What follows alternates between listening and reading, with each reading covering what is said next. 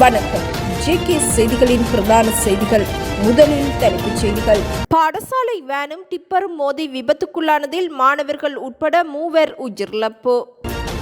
மனித பலி கொடுத்து புதையல் வேட்டை முன்னெடுக்கப்பட்டுள்ளதாக ஜனாதிபதி அறிவிப்பு. வீதியை மறைத்தவர்களை கைது செய்வதற்கு உடனடி உத்தரவு.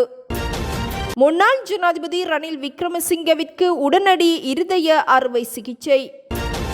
முடிந்தால் தன்னை கைது செய்யுமாறு முன்னாள் ஜனாதிபதி மஹிந்த ராஜபக்ச சவால்.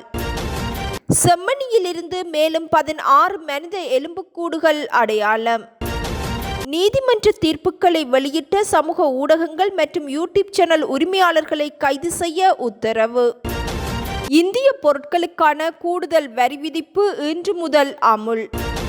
சிறுமி ஒருவரை பாலியல் வன்கொடுமை செய்ததாக குற்றம் சாட்டப்பட்டுள்ள 2 பிள்ளைகளின் தந்தைக்கு 12 வருடங்கள் சிறை தண்டனையுடன் கூடிய கடுங்காவல் சிறை தண்டனை விதிக்கப்பட்டுள்ளது. ஹோமாகம மேல் நீதிமன்ற நீதிபதி நவரத்ன மாரசிங்க இந்த உத்தரவை பிறப்பித்துள்ளார்.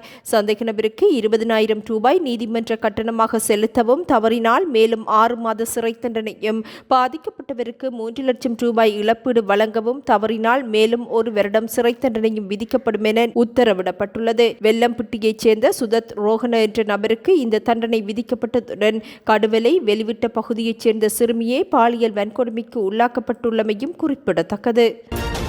பொதுச்சொத்து சட்டத்தின் கீழ் ஒரு சம்பவம் தொடர்பாக கைது செய்யப்பட்டு விளக்கமறியலில் வைக்கப்பட்டுள்ள முன்னாள் ஜனாதிபதி ரணில் விக்ரமசிங்கவிற்கு எதிரான வழக்கு விசாரணையின் போது நீதிமன்றத்திற்குள் நுழைய தடை விதிக்கும் வகையில் அங்கு கூடி நின்ற நபர்களின் அடையாளத்தை வெளிப்படுத்தி அவர்களை உடனடியாக கைது செய்து நீதிமன்றில் ஆஜர்படுத்துவதற்கு கோட்டை நீதவான் நிலுப்புலி லங்காபுர குற்றப்புலனாய்வு பிரிவினருக்கு உத்தரவிட்டுள்ளார். வழக்கு சார்பாக மேலதிக சொலிசிஸ்டர் ஜெனரல் ஜனாதிபதி சட்டத்தரணி திலிப்ப பீரிஸ் விடுத்த கோரிக்கையை ஏற்றுக்கொண்ட நீதிபதி நீதிமன்ற அவமதிப்பு சட்டத்தின் விதிகளின் கீழ் சந்தேக நபர்களுக்கு எதிராக நடவடிக்கை எடுக்கவும் உத்தரவிட்டுள்ளார். இங்கிலாந்தில் உள்ள தனியார் பல்கலைக்கழகம் ஒன்றில் நடைபெற்ற பட்டமளிப்பு விழாவிற்கான தனிப்பட்ட பயணத்திற்காக முன்னாள் ஜனாதிபதி ரணில் விக்ரமசிங்க 1.5 நாட்களுக்கு 1.5 மில்லியன் ரூபாவிற்கு மேல் செலவழித்து அரசாங்கத்திற்கு நஷ்டம் ஏற்படுத்தியதாக கூறப்பட்ட வழக்கு விசாரணைக்கு எடுத்துக் கொள்ளப்பட்ட போதே நீதிமன்றத்திற்குள் நுழைய தடை விதிக்கும் வகையில் பலர் கூடியிருந்தனர். கோட்டை நீதவான் நீதிமன்றத்திற்கு செல்லும் நெடுஞ்சாலைகள் தடைப்படும் வகையில் பல்வேறு நபர்களை ஒன்று திரட்ட ஒரு ஒழுங்கமைக்கப்பட்ட குழு நடவடிக்கை எடுத்ததாக சுட்டிக்காட்டி வழக்கு தொடர்னர் தரப்பில் ஆஜரான மேலதிக சொலிசிஸ்டர் ஜெனரல் ஜனாதிபதி சட்டத்தரணி திலிப்ப பீரிஸ் விடுத்த கோரிக்கையை ஏற்றுக்கொண்டு நீதவான் நீதிமன்றத்தை அவமதிக்கும் வகையில் செயற்பட்டதாக கூறப்படும் சந்தேக நபர்களை கைது செய்வதற்கு உத்தரவிட்டுள்ளார். நிதி முறைகேடு செய்ததாக சந்தேகத்தின் பேரில் கைது செய்யப்பட்ட முன்னாள் ஜனாதிபதி ரணில் விக்ரமசிங்கவை நீதிமன்றில் ஆஜர்படுத்திய அன்றிரவு நீதிமன்ற அறையில் நடந்த சில நிகழ்வுகளை வீடியோ எடுத்த நபர்களையும் உடனடியாக கைது செய்து நீதிமன்றில் ஆஜர்படுத்துமாறு கோட்டை நீதவான் நிலுப்புலி லங்காபுர குற்றப்புலனாய்வு துறையினருக்கு உத்தரவிட்டுள்ளார். வழக்கு விசாரணையின் சார்பில் மேலதிக சொலிசிஸ்டர் ஜெனரல் ஜனாதிபதி சட்டத்தரணி திலிப்ப பீரிஸ் விடுத்த கோரிக்கையை ஏற்றுக்கொண்டு சந்தேக நபர்களுக்கு எதிராக நீதிமன்ற அவமதிப்பு சட்டத்தின் விதிகளின் நடவடிக்கை எடுக்கவும் உத்தரவிடப்பட்டுள்ளது. அத்துடன் வழக்கு குறித்து வாய்வீச்சு அறிக்கைகளை வெளியிட்ட யூடியூப் சமூக வலைத்தள உரிமையாளர்கள் மற்றும் நீதிமன்ற உத்தரவுகளை வீடியோ எடுத்து சமூக ஊடகங்களில் வெளியிட்டவர்கள் மீது நடவடிக்கை எடுப்பதற்கு உத்தரவிடப்பட்டுள்ளது. உண்மைகளை கருத்தில் கொண்ட பின்னர் நீதிமன்றில் நடந்த நிகழ்வுகளை வீடியோ எடுத்து சமூக ஊடகங்களில் வெளியிட்டவர்கள் மீது சட்ட நடவடிக்கையை மேற்கொண்டு அவர்களை கைது செய்யுமாறு கோட்டை நீதவான் குற்றப்புலனாய்வு பிரிவினருக்கு உத்தரவிட்டுள்ளார். முன்னாள் ஜனாதிபதி ரணில் விக்ரமசிங்கவிற்கு உடனடியாக இருதய அறுவை சிகிச்சை செய்யப்பட வேண்டும் என கொழும்பு தேசிய வைத்தியசாலையின் பிரதிபலிப்பாளர் வைத்தியர் ருக்ஷான் பெல்லன்ன அறிவித்துள்ளார்.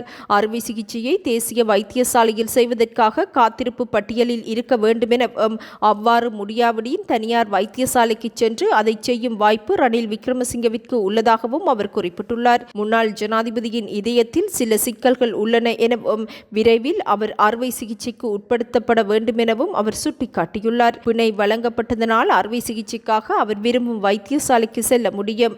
தேசிய வைத்தியசாலையில் காத்திருப்பு பட்டியல் சில நேரங்களில் சுமார் 3 ஆண்டுகள் வரை செல்லக்கூடும். எனவே தனது சொந்த செலவில் விரும்பும் வைத்தியசாலையில் முன்னாள் ஜனாதிபதி விரைவாக அறுவை சிகிச்சையை செய்ய முடியும் என வைத்தியர் ருக்ஷன் பெல்லன்ன தெரிவித்துள்ளார். தற்போது முன்னாள் ஜனாதிபதிக்கு அடைப்பு உள்ளதுடன் அவருக்கு நீரிழப்பு நோயும் காணப்படுகின்றது. இந்நிலைமை படிப்படியாக சரி செய்ய செய்யப்பட்டு வருகின்றது. இதேவேளை அவரது இருதயம் பலவீனமாக இருப்பதை கண்டறிய முடிந்தது. இதை இயல்புக்கு கொண்டு வருவதற்கு அறுவை சிகிச்சை செய்ய வேண்டுமென வைத்தியர் தெரிவித்துள்ளார். குளியாப்பிட்டி நிலப்புல பாலத்திற்கு அருகில் இன்று காலை இடம்பெற்ற வாகன விபத்தில் பாடசாலை மாணவர்கள் 2 உட்பட 3 பேர் உயிரிழந்துள்ளனர். விபத்தில் 13 பேர் காயமடைந்துள்ளனர். பாடசாலை வேன் ஒன்றும் டிப்பர் ரக வாகனமும் மோதியதில் இந்த விபத்து சம்பவித்துள்ளதாக போலீசார் தெரிவித்துள்ளனர். ஒரு பெண் பலியிடப்பட்டிருக்கலாம் என புலனாய்வாளர்கள் நம்பும் புதையல் வேட்டை சம்பவம் தொடர்பாக மூத்த இராணுவ அதிகாரி ஒருவர் விசாரணையில் உள்ளதாக ஜனாதிபதி அனுரகுமார திசாநாயக்க தெரிவித்துள்ளார். கொழும்பில் இடம்பெற்ற நிகழ்வில் கலந்து கொண்டு உரையாற்றும் போதே ஜனாதிபதி இதனை தெரிவித்துள்ளார். இந்த வார ஆரம்பத்தில் பெலியத்த பகுதி போலீசார் புதையல் வேட்டை குற்றச்சாட்டில் ஓய்வு பெற்ற மேஜர் ஜெனரல் உட்பட 5 சந்தேக நபர்களை கைது செய்திருந்தனர். கிராமவாசிகளின் இரகசிய தகவலின் பேரில் ஆகஸ்ட் 23ஆம் தேதி டோலகன தோட்டத்திற்கு அருகில் உள்ள பெலியத்த திக்வெல்ல வீதியில் 12 ஏக்கர் நிலத்தில் இக்குழுவினர் புதையல் தோண்டியதாக அதிகாரிகள் உறுதிப்படுத்தினர். சந்தேக நபர்கள் காவலில் எடுக்கப்பட்டு விசாரணைகளுக்கு உட்படுத்தப்பட்டுள்ளனர். இந்நிலையில் மனித பலி கொடுத்ததாக கூறப்படும் குற்றச்சாட்டுகள் குறித்து அதிகாரிகள் இதுவரை உத்தியோகபூர்வ தகவல்களை வெளியிடவில்லை எனவும், எவ்வாறாயினும் ஒரு பெண் பலியிடப்பட்டு புதையல் தோண்டும் நடவடிக்கைகள் முன்னெடுக்கப்பட்டிருக்கலாம் எனவும் ஜனாதிபதி தெரிவித்துள்ளார். முன்னாள் ஜனாதிபதி மஹிந்த ராஜபக்சவிற்கு எதிராக 14 வழக்குகள் உள்ளதாக தெரிவிக்கப்பட்டுள்ளது. தம் மீது தவறு இருப்பதாக ஆதாரங்கள் இருந்தால் வழக்கு தாக்கல் செய்யுங்கள், அதனை சந்திக்க தயாராக இருக்கின்றோம் என முன்னாள் ஜனாதிபதி மஹிந்த ராஜபக்ச ஜனாதிபதி அனுரகுமார அரசாங்கத்திற்கு சவால் விடுத்துள்ளார்.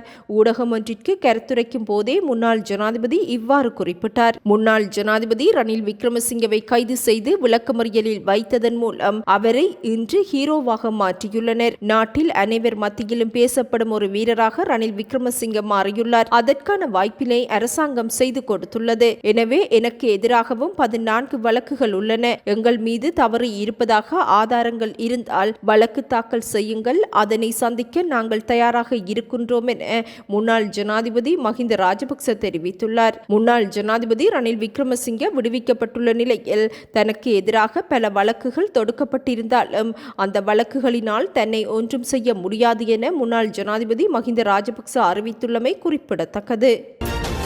செம்மணி மனித புதைகுழியின் 2ஆம் கட்ட அகழ்வாய்வின் 34வது நாள் நேற்றைய அகழ்வு பணிகளின் போது 16 மனித எலும்புக்கூட்டு தொகுதிகள் அடையாளம் காணப்பட்டதாக பாதிக்கப்பட்டவர்களை பிரதிநிதித்துவப்படுத்தும் சட்டத்தரணி ரணிதா ஞானராஜ் தெரிவித்துள்ளார். செம்மணி மனித புதைகுழியின் 2ஆம் கட்டத்தின் 3ஆம் பகுதி அகழ்வு பணிகள் கடந்த திங்கட்கிழமை ஆரம்பிக்கப்பட்ட நிலையில் நேற்று 2வது நாளாகவும் அகழ்வு பணிகள் முன்னெடுக்கப்பட்டது. இதன்போது ஏற்கனவே அகழ்வு பணிகள் முன்னெடுக்கப்பட்ட அகழ்வாய்வு தளங்களை மேலும் விஸ்தரிக்கும் நடவடிக்கைகளின் போது புதிதாக 16 எலும்புக்கூட்டு தொகுதிகள் அடையாளப்படுத்தப்பட்டுள்ளது. இவற்றுள் சிறுவர்களுடையது என சந்தேகிக்கப்படும் எலும்புக்கூட்டு தொகுதிகளும் ஆடையை ஒத்த துணியும் அடையாளம் காணப்பட்டுள்ளதாக சட்டத்தரணி சுட்டிக்காட்டியுள்ளார். செம்மணி மனித புதைகுழியின் 2ஆம் கட்ட அகழ்வு பணிகளுக்காக நீதிமன்றம் 45 நாட்கள் அனுமதி வழங்கியுள்ள நிலையில் நேற்றைய தினம் 34வது நாளாக மேற்கொள்ளப்பட்ட அகழ்வு பணியில் 16 எலும்புக்கூட்டு தொகுதிகள் அடையாளம் காணப்பட்டுள்ளன. இதேவேளை கட்டம் கட்டமாக 42 நாட்கள் முன்னெடுக்கப்பட்ட அகழ்வு பணிகளின் போது 166 எலும்புக்கூட்டு தொகுதிகள் அடையாளம் காணப்பட்டிருந்ததுடன் 150 எலும்புக்கூட்டு தொகுதிகள் முற்றாக அகழ்ந்தெடுக்கப்பட்டுள்ளமையும் குறிப்பிடத்தக்கது. நலன்புரி நன்மைகள் சபையால் ஆகஸ்ட் மாதத்திற்கான அஸ்வசிம நன்மைகளை பெறும் குடும்பங்களின் 70 வயதிற்கு மேற்பட்ட முதியோருக்கான கொடுப்பனவு நாளைய தினம் வங்கிகளில் வைப்பில் இடப்படும் என அச்சபை அறிவித்துள்ளது. இதன்படி 5,99,730 பயனாளிகளுக்கான கொடுப்பனவு நாளைய தினம் வைப்பில் இடப்படும் என நலன்புரி நன்மைகள் சபை அறிவித்துள்ளது. இந்தியாவில் இருந்து அமெரிக்காவிற்கு இறக்குமதி செய்யப்படும் பொருட்கள் மீதான 25% கூடுதல் வரி இன்று முதல் அமலுக்கு வருகின்றது. முன்னதாக அமெரிக்காவில் இருந்து இறக்குமதி செய்யப்படும் இந்திய பொருட்கள் மீது அமெரிக்க ஜனாதிபதி 25% வரி விதித்திருந்தார். பின்னர் அமெரிக்காவின் எதிர்ப்பை மீறி ரஷ்யாவில் இருந்து கச்சா எண்ணெய், இராணுவ சாதனங்களை இந்தியா இறக்குமதி செய்து வருவதனால் இந்திய பொருட்களுக்கு மேலும் அமெரிக்கா 25% கூடுதல் வரி விதித்துள்ளது. இதன்படி 50% கூடுதல் வரி விதிப்பு இன்று இன்று முதல் அமுலுக்கு வருவதாகவும் அறிவிக்கப்பட்டுள்ளது. எவ்வாறாயினும் அமுலுக்கு வரும் இந்திய பொருட்கள் மீதான அமெரிக்காவின் 50% வரி குறித்து பேசியுள்ள பிரதமர் மோடி, எவ்வளவு அழுத்தம் வந்தாலும் அதை தாங்கும் வலிமையை தாம் தொடர்ந்தும் அதிகரிப்போம் என தெரிவித்துள்ளார். ஆத்ம நிர்பர் பாரத் அபியான் மூலம் குஜராத்தில் இருந்து நிறைய மின்சார ஆற்றலை பெறுகின்றோம். இதற்கு பின்னால் 20 ஆண்டுகால கடின உழைப்பு உள்ளது என இந்திய பிரதமர் நரேந்திர மோடி அறிவித்துள்ளார். இத்துடன் இன்று எமது பிரதான செய்திகள் நிறைவடைகின்றன. நமது அடுத்த பிரதான செய்திகளை நாளை எதிர்பாருங்கள். வணக்கம்.